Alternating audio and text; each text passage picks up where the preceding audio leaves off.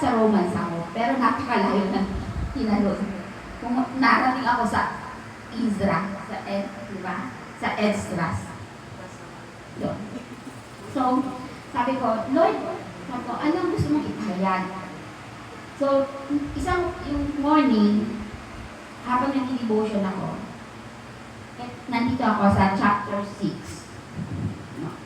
Binasa ko ang dalawang passage, and then, sinabi nga dito, nagpalabas nga ng isang utos si Haring Dario na saliksikin ang mga kasulatan ng kaharian na nakatago sa Babylonia at sa lungsod ng Batina sa deparasyon nasa lalawigan ng Judea. Natatagpuan ng isang kasulatan na ganito ang nakasulat. Nang unang taon ng paghahari ni Zero, nagpalabas ito ng isang utos na muling itayo ang templo ng Diyos sa Jerusalem upang doon mag-alay at magsunod ng mga handog. Kailangan ang templo ay 27 metro ang taas at 27 metro rin ang luwang o 101 square feet, something gano'n. Ang bawat pundasyon nito ay dapat na 3 patong na malalaking bato at sa ibabaw ng mga ito ay ipapatong naman ang isang troso. Lahat ng kaukulang bayad dito ay kukunin mula sa kabangyaman ng hari. Ang mga gintot pilak na kagamitan sa templo ng Diyos na dinala ni Haring Nebuchadnezzar sa Babylonia ay dapat din isauli sa pinaglagyan nito sa templo sa Jerusalem. Kaya nagpadala si Haring Darius ng mensahe kay Tattenai na gobernador ng lalawigan sa kanluran ng Euphrates, kay Setar-Bozenai at ng mga kapwa niya opisyal sa lalawigan iyon. Lumayo kayo riyan sa templo ng Diyos, huwag ninyong pakialaman ang pagpapatayo nito.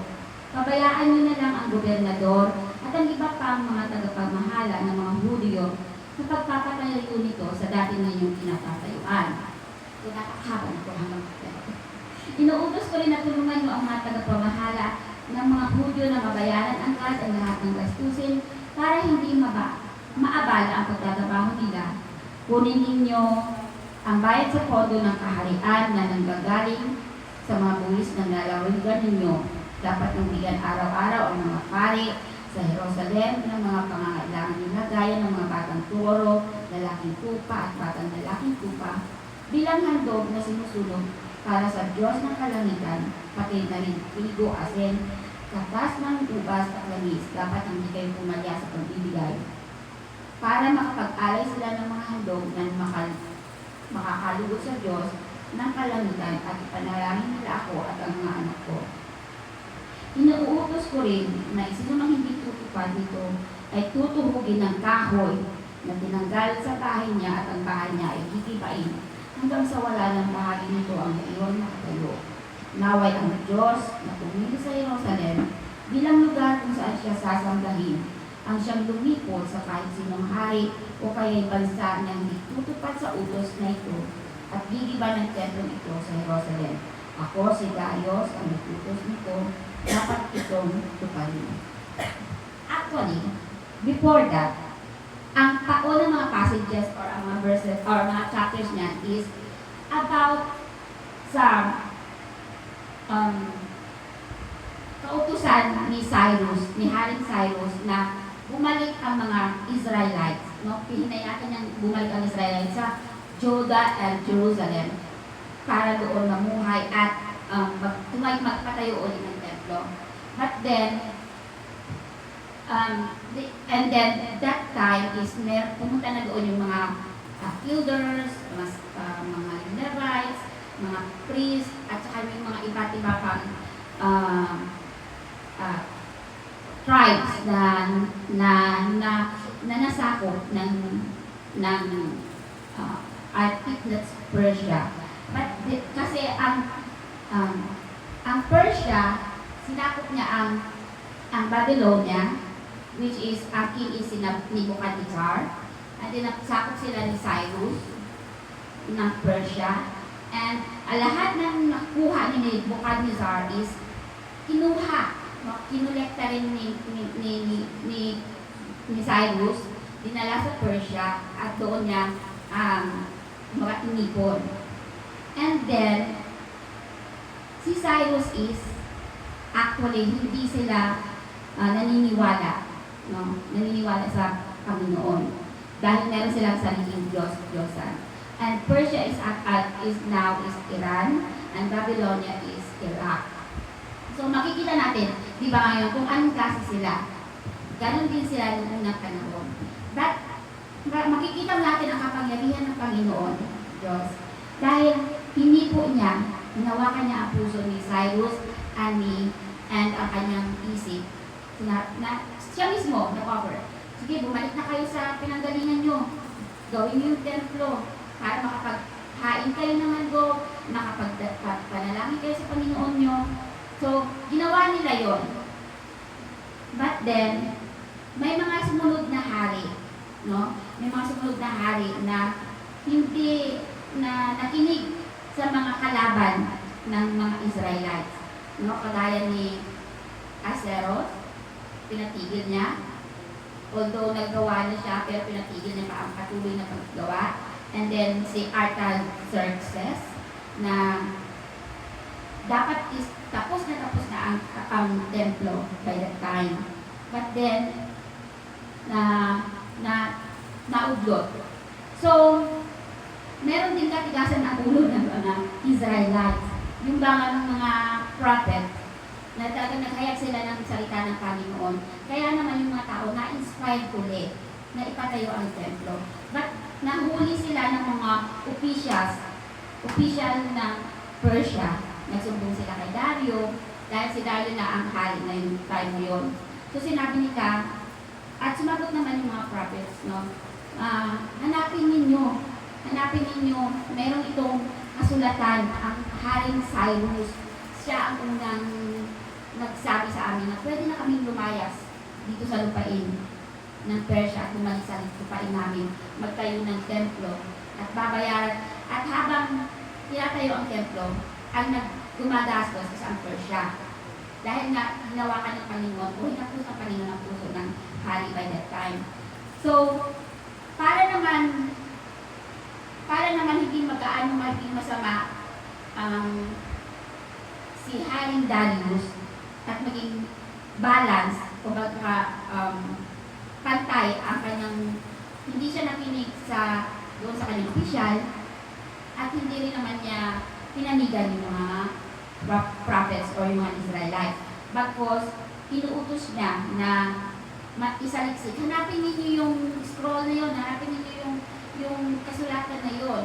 And then nakita nila ito sa capital of Media o yung parang province, isang probinsya, kapital ng isang probinsya ng Iran, na nakita nila ito sa isang templo or isang yung pinagtataguan nila ng mga ano yung mga nakuha nila sa Babylonia. And binasa sa kanya at naintindihan niya na totoo pala na may kautusan na gano'n. And dahil sa kautusan na yon is talagang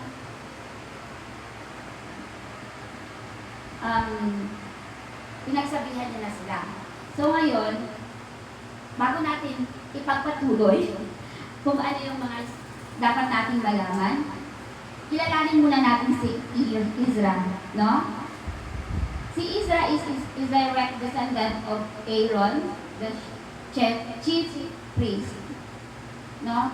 Isa rin siyang pari at iskriba o di kaya manunulat na hulid a group of Jews back to Jerusalem from Babylonia o Babylon during the reign of King Artaxerxes.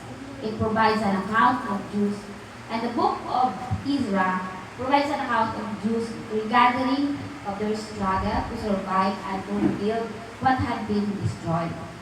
Actually, si Ezra po is itong from chapter 1 to 6, iniisip nila na hindi si Ezra ang nagsulat. Dahil nasa chapter 7, doon mo makikita na siya mismo, si Ezra mismo ang nagpapaliwanag, siya mismo ang, makikita mo na siya mismo ang makikita na nagsusulat dahil ginagamit niya ang first person, no? Na ako. So, pero dito sa chapters 1 and 6, makikita mo na parang ibang tao ang nagsulat. But then, the book Ezra is talagang dinidicate sa kanya. Dahil nga, makikita mo na si Ezra ang ginamit ng Panginoon para magdala ng mga Israelites, yung mga returnees, yung mga refugees, bumalik sa Jerusalem. So, with that, meron po tayong crucial steps that help in building new you or temple. No? Nilagay kong new you dahil gusto kong habang binabasa natin o habang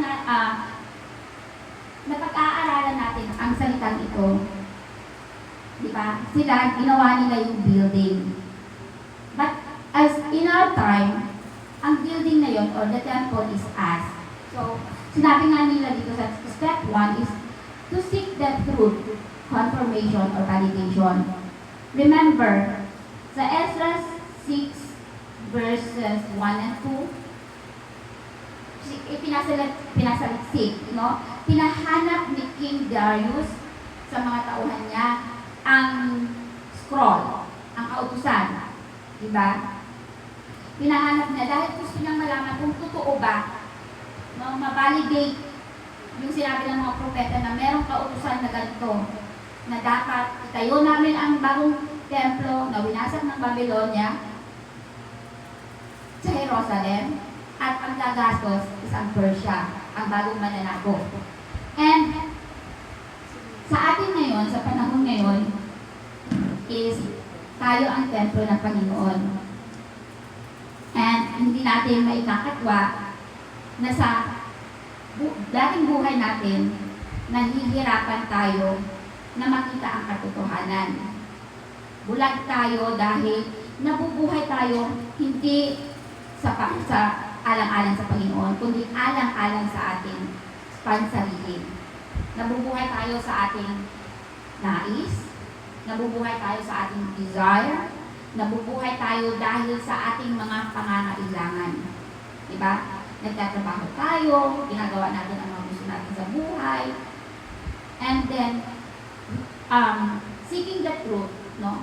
Pero kahit nag-aano pa natin ginawa ang lahat, merong kakulangan. Hindi ko alam, pero sa akin, by that time, lagi akong naghahanap ng katotohanan. Gusto kong makita yung ano ang kulang sa buhay ko. Hindi talaga ako masaya. Isipin nyo, nakarating na ako dito sa Bahamas, may pera, may sweldo, di ba? Hindi mo may kakato, may pera ka. Mabibili mo ang gusto mo, yes. Makaka-provide ka sa pamilya mo. Mawawala yung problema mo ng pinansyal. Matutugunan mo ang pangangailangan. Mayroong mga bagong kaibigan na nakakapaggusto ka kasi malayo ka sa mga taong nakakakilala sa iyo. But then, yung confirmation, yung validation, yung katotohanan, nahungkag ka, no? Naghahanap ka ng katotohanan. Ganun tayo. Ganun din ang ginawa ni Darius. Before na pinayagan niya sila gumawa ng temple, is hinanap niya muna yung kautusan, unang kautusan ng unang hari. No? Dahil hindi naman niya pwede, sige, gumawa na kayo. So, kagaya nga sinabi dito sa Jeremiah 29, verse 13, and you will seek me and find me when you search me with all your heart. So, dito natin basihan or in place na kapag hinanap natin ang Panginoon, sa kamungkagan natin, no, sa gitna ng kadiliman, sa gitna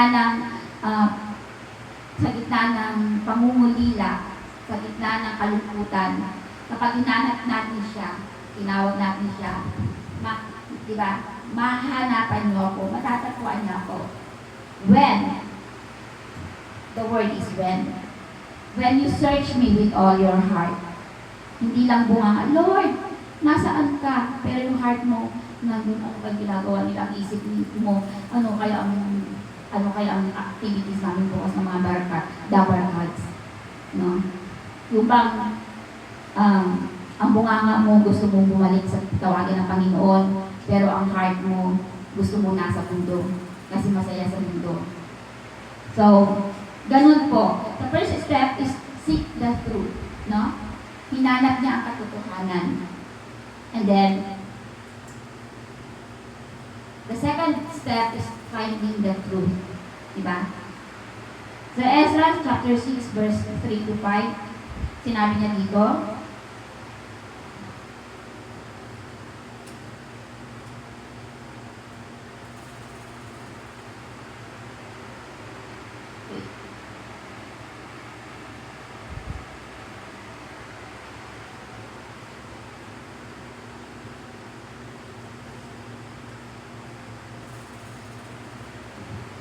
so, sinabi niya dito na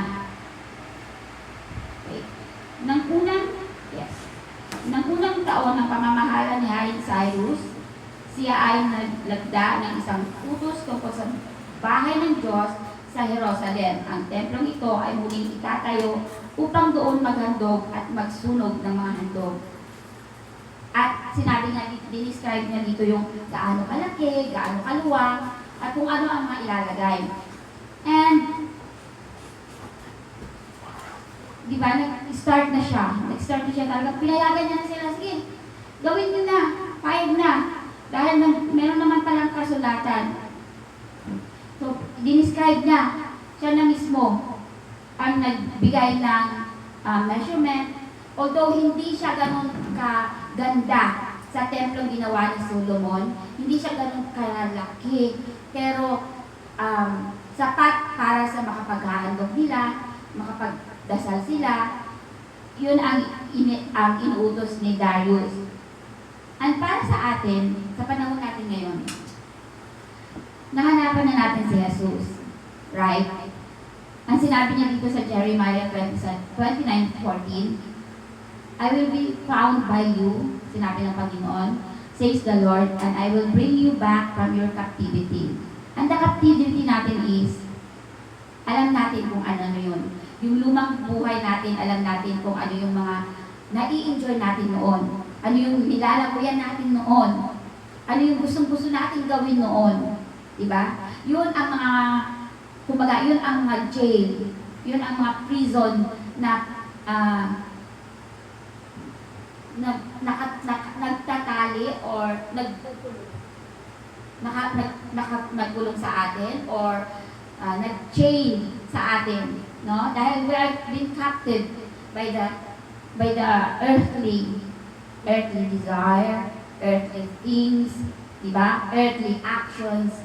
Yan, diba? Meron tayo na we are captive by those things. So sinabi ng Panginoon, na kapag natagpuan na natin siya, He will bring us back. No? Palalayain na tayo mula sa pagkakapreso, mula sa pagkakatali, mula sa pagkakadena ng kasalanan, ng mga desires na alam natin hindi nagmula sa Kanya. Ang sinabi niya rin sa 1 John 4:16, nalalaman natin at nanaligan ang pag-ibig ng Diyos sa atin. Ang Diyos ay pag-ibig at nagpapatuloy na umibig ang nagpapatuloy na umiibig ay mananatili sa Diyos at nananatili naman sa Kanya ang Diyos. So, nung natagpuan na natin si Jesus, narito na, di ba? Natuto tayong ibigin siya at kamuhian ang dating buhay. Natutunan nating talikdan ang mga buhay na yon at natutunan natin isubmit sa Kanya ang lahat-lahat. Dahil sinabi niya nga na ang Diyos ay pag-ibig. At kapag inibig natin ang Panginoon, siyempre ayaw na nating bumalik sa buhay na, although, yes, sa ngayon, meron tayong bagay na hindi maiwan. Right? Kung ano yung mga nasa atin ngayon, hindi pa natin mabitawan, but that God will arrange everything. No? Gagawin lahat ng Panginoon. Itatama ng Panginoon. No? Kung ano man yung mga gusto mong isama sa pagtatama ng Panginoon na yun, itatama ng Panginoon sa buhay mo. Hindi mo man maiwan, maaaring aakayin siya kasama no, papunta sa Panginoon. Tatawagin siya ng Panginoon para sabay kayo ng pamilya nyo, ng mga mahal nyo sa buhay, no, na para makita ang katotohanan. Hindi ba kasi sabi niya nga, kung mananatili tayo sa Kanya, mananatili tayo sa pag-ibig, no, iibigin natin ang katotohanan, ang liwanag, aayawan natin ang kadiliman, aayawan natin ang buhay na alam natin walang kasiguraduhan. Dahil alam natin ang buhay dito sa mundo ay may katapusan. At ang buhay natin na mananatili ay ang spiritual na buhay, ang buhay kasama ang Panginoon.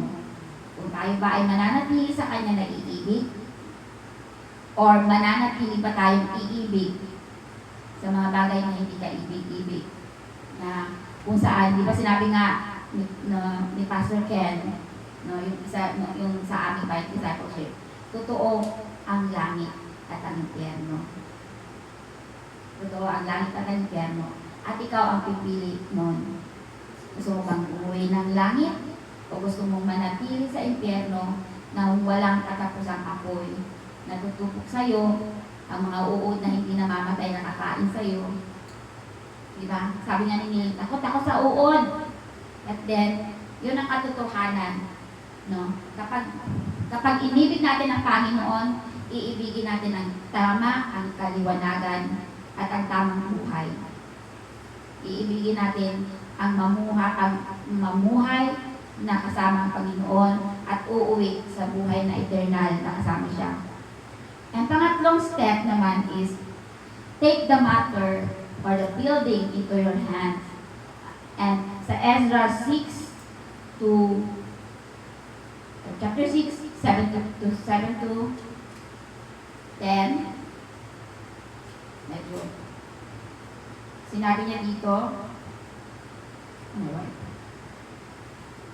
ipaubayan nila sa mga no?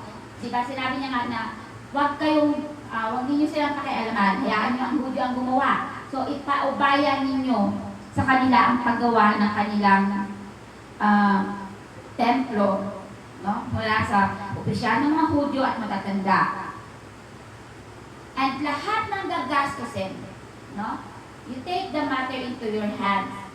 So, hayaan nyo silang gumawa. Ngunit, ang gagastusin ay nagmula sa Persia. Nakita ninyo, sila ang gagawa, pero ang susuporta ay ang Persia. Sa kayo nakakita na yung mga nagbihag sa inyo, ang mga bumihag sa inyo, ang silang gagastos para bumalik kayo sa lugar ninyo at gagastusan nila kayo, susuportahan nila kayo ng lahat ng pangangailangan ninyo mula sa pagtayo ng templo, mula sa mga ihahain, sa kakainin ng mga Levites, lahat sila bibigyan, no? Ibibigay sa kanila. Kung sa atin pa ngayon, sky is the limit. Basta kung ano kailangan, ibigay. Diba? Sinabi niya, ibigay mo ang lahat. Ibigay mo ang lahat. Kung hindi sila pakialaman, sila ang may karapatan. Dahil alam nila kung ano ang gusto ng Panginoon nila. And, ang nakakatuwa pa dito, gusto niyang mangyari ang templo dahil iniisip niya na kapag ipinagdasal sila ng mga Israelites o ang mga taong sumusuporta sa Israelites ay umaasenso, nagkakaroon ng proteksyon, umuunlad ang buhay. And I think that's true. Dahil noong unang panahon, ang nanay ko is nagkakakain ng mga Israelites army sa Davao. And sa mismong bahay namin, pumunta sila, meron kami doon malaking dining para talaga sa kanila. At sabi ko nga, mga giants sila kasi hindi ko naman yung 6 years old ako. Sabi ko talaga, ang lalapag tao, pero ang gagwapo talaga nila. Ang gagwapo nila, pero syempre hindi naman yun. Kasi nga, basta basta talaga ako nakaganon. Tapos ang lalaki talaga nila ng mga tao. And totoo na kapag ang tao ay nagkaroon ng connection sa mga Israelites, and if you bless them, no, ang buhay ng tao yun ay mag-bless din. Dahil nung umuwi na kami sa North Cotabato, nakitira lang kami sa lola ko, sa isang compound, maraming bahay, isang compound. Umuwi kami ng 1980, parang start of the 1980s. And in 1985, nagkaroon kami ng malaking grocery, nagkaroon kami ng sariling bahay, nakabili ang nanay ko ng mga lupa, nagkaroon kami ng iba't ibang negosyo. And talagang ganun, siguro. But then, na-mismanage dahil sa politika. So, hindi naman na-mismanage, kundi dahil sa politika, is hindi talaga maganda. Pero ang masasabi ko, once you bless the Israelites, at kapag nagkaroon ka ng connection sa Israelites, is talagang nabibless ang buhay ng pamilya. No? Talagang, imagine mo, ang nanay ko ilang beses na siyang na-stroke, ilang beses na siyang muntikang namatay, but then up to now, surviving pa rin. Yes, napakabuti ng Panginoon. Sabi ko, Lord, siguro isa ito sa mga blessing na natanggap niya nung nagkaroon siya ng connection sa mga taong pinagpala mo, mga taong pinili mo. Diba? Kasi sinabi niya nga, bless the Israel, bless my people. Diba? Kasi nga, kapag nag-bless mo ang people niya, God will also bless you. And nagpapasalamat ako sa Panginoon dahil isa yon sa mga natutunan ko. And isa rin yun sa natutunan ko sa dating pastor namin na you keep praying for Israel. No? Keep praying for Israel. Kahit nasaan ka, kahit saan ano ka, you always include the Israel and Israelites to your prayer para bumalik na silang lahat at madadatnan pa tayo ng Panginoon. Sabi niya na kung sakaling mabuo na ang Israel, ang Israelites, ang mga piniling tao ng Panginoon, na buhay tayo is napakapalad natin. Ganun pa man, patuloy po tayo manampalataya sa Diyos at hindi sa kung ano yung mga nabibigay ng mga blessings, kundi ang nagbigay ng blessings. And also, sinabi dito sa Philippians, para sa panahon natin ngayon, Philippians chapter 2 verse 14 to 15, gawin ninyo ang lahat ng bagay ng walang putol at pagtatalo upang kayo'y maging ulirang mga anak ng Diyos, malinis at walang kapintasan sa gitna ng mga taong liko at masasama. Sa gayon, magsisilbi kayong ilaw sa kanila tulad ng talang nagniningning sa kalangitan. So, as we build our own temple, ourselves, no, para sa Panginoon, sabi niya nga, huwag tayong tututol at makipagtalo pa. Kung meron tayo pinapagawa ang Panginoon, kung tayo ay kung tayo inuutusan ng Panginoon na magbago, huwag tayong tumutol. Kung meron na siyang tanggalin, huwag tayong tumutol.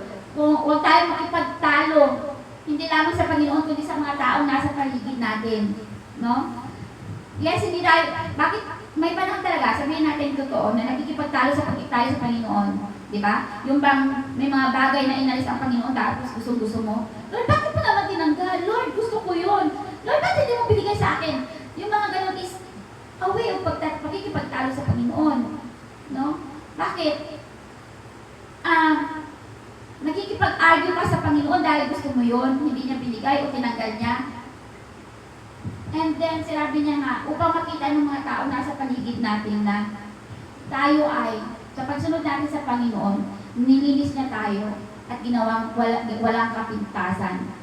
At sa gitna ng mga taong liko at masasama, na alam naman natin, marami tayong kaibigan, marami tayong kasama ng ganyan, nasa paligid natin, no? At hindi natin sila masisisi dahil maaaring hindi nila or wala silang relasyon sa Panginoon. Kilala nila ang Diyos, yes, kilala nila si Jesus, pero wala silang relasyon sa Panginoon.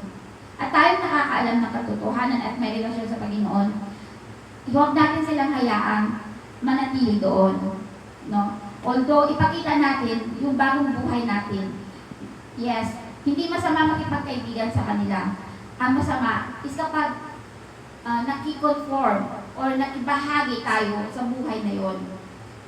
Maigi yung kaibiganin mo sila para nang sa ganon is magamit mo yung mga salitang nasa iyo or di kaya yung pagbabago na bigay sa ng Panginoon ay maibahagi mo sa kanila. No? Sa gayon magsilbi kayong ilaw sa kanila tulad ng talang nagniningning sa kalamitan. Isa yun sa ating binigay sa atin ng Panginoon na trabaho. Diba? Ang mabahagian sila ng mga salita ng Panginoon. Nang sa ganon sila man din ay mabago. No? Kung kinutyakan nila na, pupunta naman yun siya sa praise the Lord, praise the Lord. Patuloy mo, praise the Lord! Yes! No? Hayaan mo sila. Kung kapag pinagtawanan kanila, hayaan mo sila. But then, you rebuke them with love.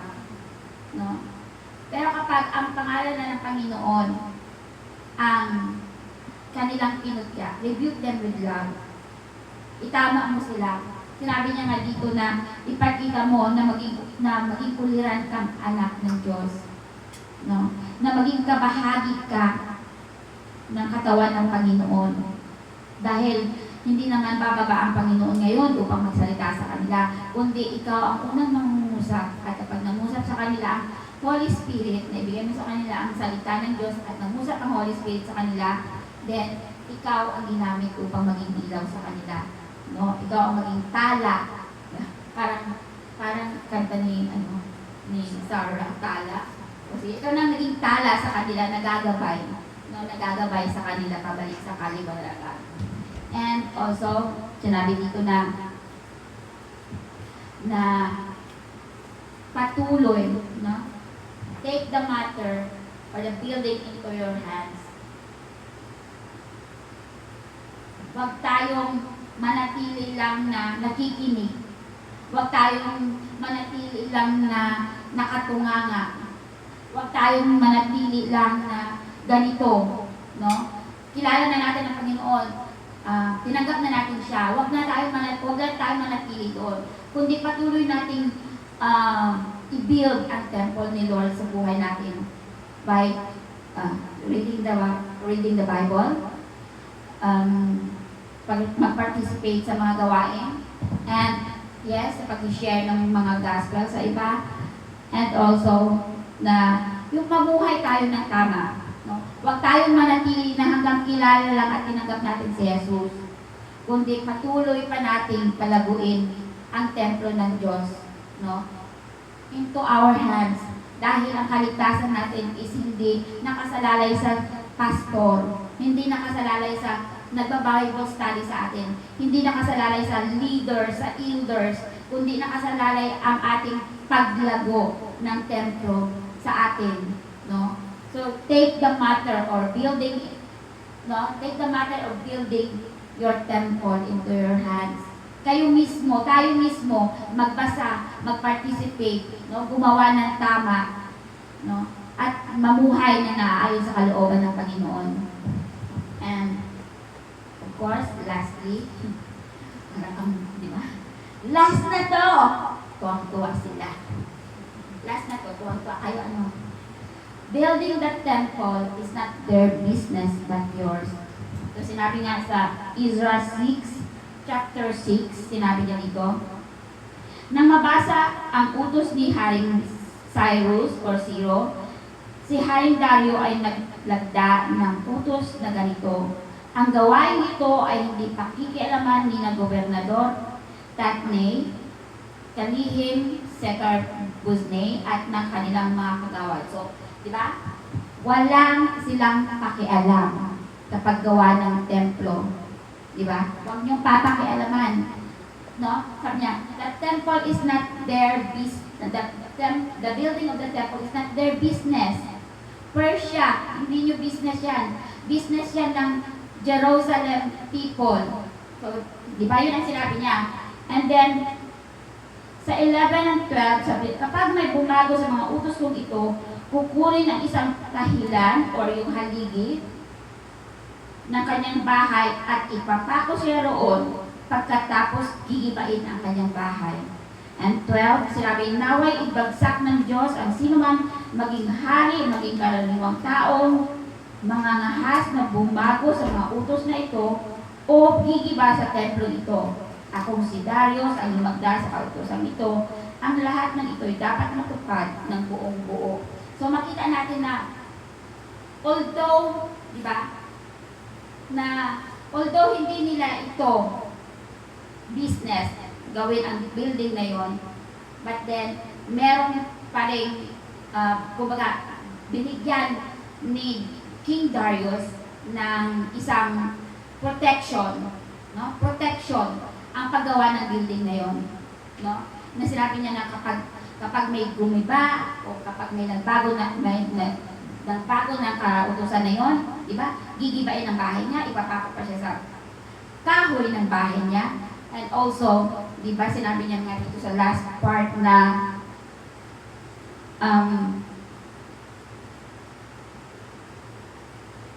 anybody, kahit maging susunod na hari sa kanya, o yung mga pangkaraniwang tao, yung mga opisyales, o di kaya mga Persians na yung regular people, na kapag pinigilan nila ang pagpapatayo, gigibain ang bahay nila. Ibig sabihin, ang hari mismo ang nagbigay ng kautusan na sila ang may karapatang gumawa at magpatuloy ng paggawa ng templo ng kanilang Diyos. No? Dahil sa kanila yon, hayaan nyo sila, ngunit ito ang proteksyon na ibibigay ko sa kanila. Walang sino man, karaniwang tao, o di kaya hari, ang maaaring mag-alis noon sa kanila. Tayo rin naman is ganun din. Ang pagbibuild ng ating temple, ng temple ng Panginoon sa atin, o ang ating sarili, is hindi yun, what to call this? Hindi yun sakop, o hindi yun nasa kamay ng ating mga, sinabi ko nga, ng mga pastors, no? Ang temple, or ang ating katawan, o ang ating, ang tahanan ng Panginoon sa atin, is tayo ang may karapatan, tayo ang may power, tayo ang may tayo ang may Tagalog. Control. Wala, may control. Control. Tayo may control, no? Kung paano ba natin i-build ang temple. No?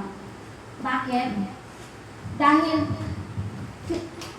kapag ibang tao ang mag-dictate sa'yo,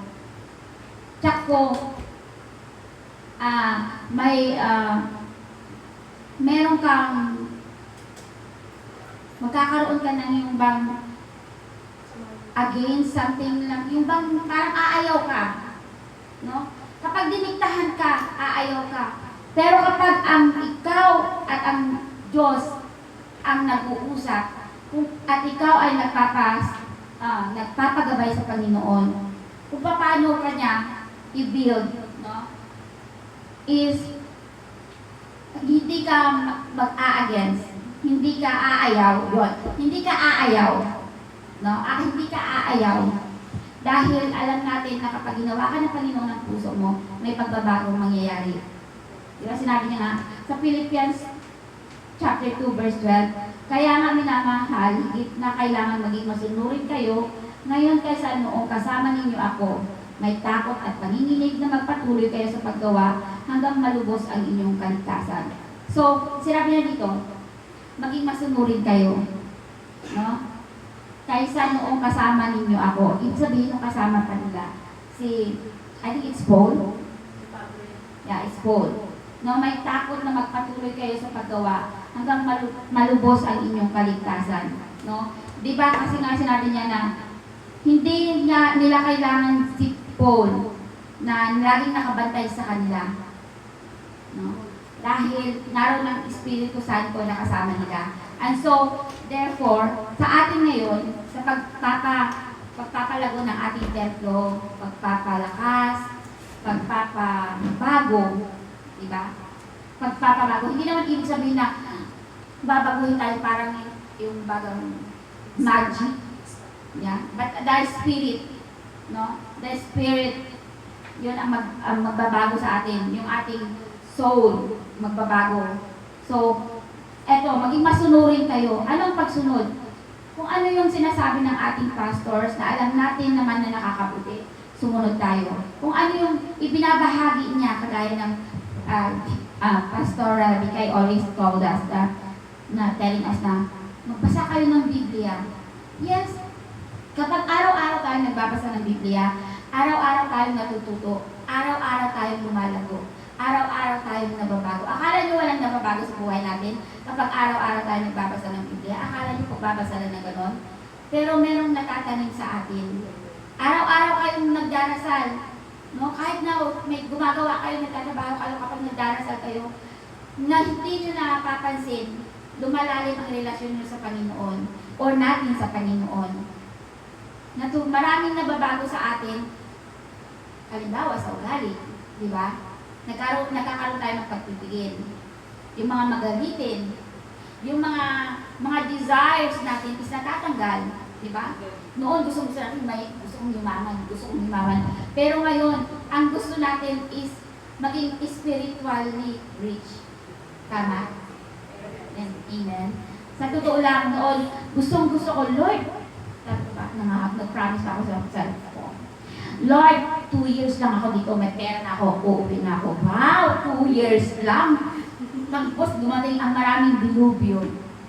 Padala ng pera, padala ng ganito. Kasi, tapos maraming bayaran ganito, maraming ganito. Umabot na lang ako ng 1 dekada. Lord, 1 dekada na ako kalahati sa Bahamas. Hindi pa rin ako nauwi. No, may pagkakataon pa 5 taon bago nakauwi. So, yun na nga ang sinasabi na ang pagbabago natin o ang pagbibuild ng ating sarili kasama ang Panginoon is nasa atin. Na yan ang pastors, gumagabay sa atin, yes. Pero dahil nga meron tayong sariling kaisipan, meron tayong sariling will, remember, may mga rebellious thoughts and will ang tao. Na kapag nasaktan, kapag hindi nagustuhan ang sinabi ng pastor or elders o leaders, nagtatampo, medyo nalulumbay, nalulupay-pay, minsan na-absent, mga ganon. So, kaya dapat maging masunurin tayo. Masunurin na may pag-ibig at kaligayahan sa puso. Diba? Dahil kapag may takot at panginginig na magpatuloy kayo sa paggawa ng mabubuti, dahil nasa atin na ang Panginoon at ang pag-ibig ng Panginoon, at dahil sa faith natin, diba? Gumagawa na tayo ng mabuti. No? Gumagawa na tayo ng mga bagay na naaayon at kalooban ng Panginoon para sa ating kaligtasan. At sinabi niya sa 2 Peter chapter 1, verse 10, so brothers and sisters, work hard and to prove that you really are among those God has called and chosen. Do these things and you will never fall away. Ibig sabihin, hindi na tayo manlulupay-pay, hindi tayo mahuhulog kapag tayo ay gumawa. No? We work hard. No? Ang kaligtasan natin is, di ba, nasa atin. No? Di ba sabi nga, you work on your own salvation. Hindi kayo pwedeng bitbitin ng nanay at tatay nyo kahit Kristiyano sila. Kahit na lumaki ka sa Kristiyano pamilya, hindi ka nila pwedeng bitbitin sa kaligtasan mo. Na you work hard for that. And you work harder, no? Na maging kaaya-aya sa Panginoon. Na ang templo niya ay pananahanan niya na walang dungis. No? Ayaw ng Panginoon na ang pananahanan niya ay may dungis. At alam natin na ang tahanan ng Panginoon ay ang ating puso. So always keep our heart clean. Dahil sinabi niya nga dito, na prove mo that you are really among those God has called and chosen. Paano kapag sinabi mo, Kristiyano na ako, pero ang dami niyo pa rin. Pero paglabas pala dito, teka, meron doong party, may inuman, may sagalan, o di kaya, ano kaya ang chismis ngayon? Mapuntahan nga si Kumari, diba? Alam mo, tapos di kaya may nakita, alam mo yung si Kwan, nakita ko yung ganyan-ganyan, o ikaw pa nagdala ngayon ng diba? So, always work hard to maintain our heart clean, no? To maintain our heart or the temple of the Lord clean. Tanggalin na natin yung mga bagay na hindi kaaya-aya sa Kanya. Para na naman tayo, hindi tayo manlupapitpay, hindi tayo malaglag, hindi tayo ma-fall away from God. Dahil, no, isipin natin, ang tao mahina, ngunit ang nagpapalakas sa atin ay ang Panginoon. So, kapag, di ba? So, therefore, kapag ngayon, meron pa rin tayong doubts, or we are still on, dilemma na, am I going to pursue na mag-continue sa pagsisilbi sa Panginoon, or mabuhay na naaayon sa kalooban ng Panginoon? Then, remember, brothers and sisters, na ng mga steps na yun, na if you seek the truth and you have already found the truth, at tinanggap mo na yung patutuhanan na yun, is nasa kamay mo na ang pagpapatuloy ng paglago ng tahanan ng Panginoon sa buhay mo. And of course, hindi business ng ibang tao ang kaligtasan mo. Hindi business ng ibang tao ang pagpapalago ng relasyon at ng templo ng Panginoon sa buhay mo, kundi nasa iyo, nasa kamay mo, at walang ibang makakaalis dito kundi kung hindi pahihintulutan ng Panginoon. So, maraming salamat po, and dito na po ako magtatapos. At nawa po ang lahat ng ating narinig sa umagang ito ay maitanim sa ating mga puso. So, muli po, inaanyayahan po ang lahat tumayo.